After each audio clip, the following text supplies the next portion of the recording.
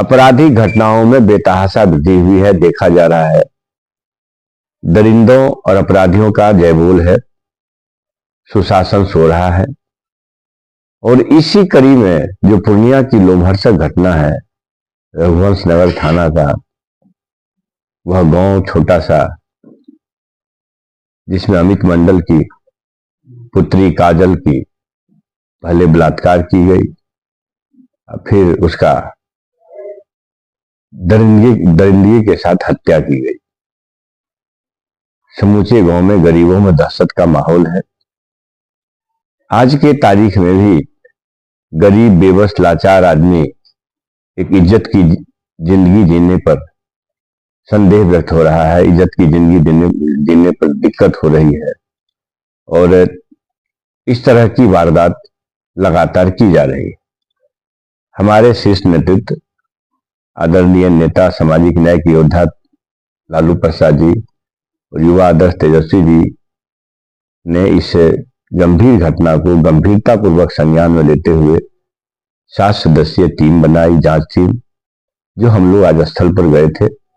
जिस टीम के सदस्य 2 अभी यहाँ हैं, हम लोग 7 आदमी में से 6 आदमी थे।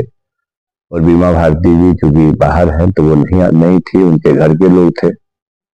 शाहनवाज जी थे, पूर्व मंत्री भारत भूषण मंडल जी थे, माननीय विधायक संधास चौपाल जी थे, दिलीप बाबू हैं आपके सामने, नवीन भाई हैं। ये सब लोगों ने जाके देखा तो वहां गरीबों में दहशत का माहौल है। और इस ढंग से हृदय विदारक घटना का थी जो किसी भी, शायद हम लोगों के पास कोई ऐसा डिक्शनरी का शब्द नहीं है कि उसकी कितनी भर्त्सना करें, क्या करें, नहीं करें, किस कठोर शब्द का प्रयोग करें, यह समझ से परे की बात है। और इस तरह की घटनाएं एक सब समाज के लिए कलंक है। और सरकार को चुल्लू भर पानी में डूब मरने की बात है कि भाई आखिर कौन इसको बचाएगा। शासनाध्यक्ष हैं, बीमार हैं, आप सभी लोग जानते हैं, नेपथ्य से शासन संचालित है, शायद उनका कुछ चल नहीं रहा है, जो मनसो अनाप शनाप हो रहा है।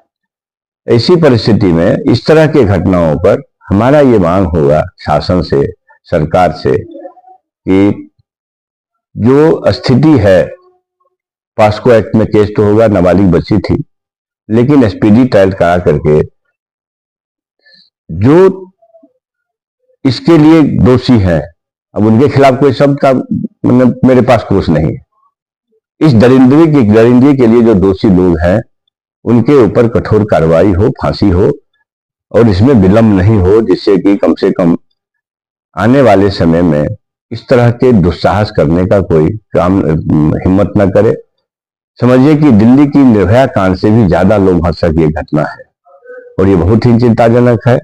हमारी पार्टी, राज्य पार्टी, हमारे नेतृत्व ने राज्य पार्टी को निर्देशित किया, राज्य पार्टी की ओर से हम लोग आए और राज्य पार्टी की तरफ से उस पीड़ित परिवार को तत्काल सहायता हेतु 1,21,000 रुपये की मदद की गई। 1,21,000 रुपया की मदद से उसके गरीब का आंसू नहीं सूखेगा और न उस माँ के आंचल का इज्जत होगा।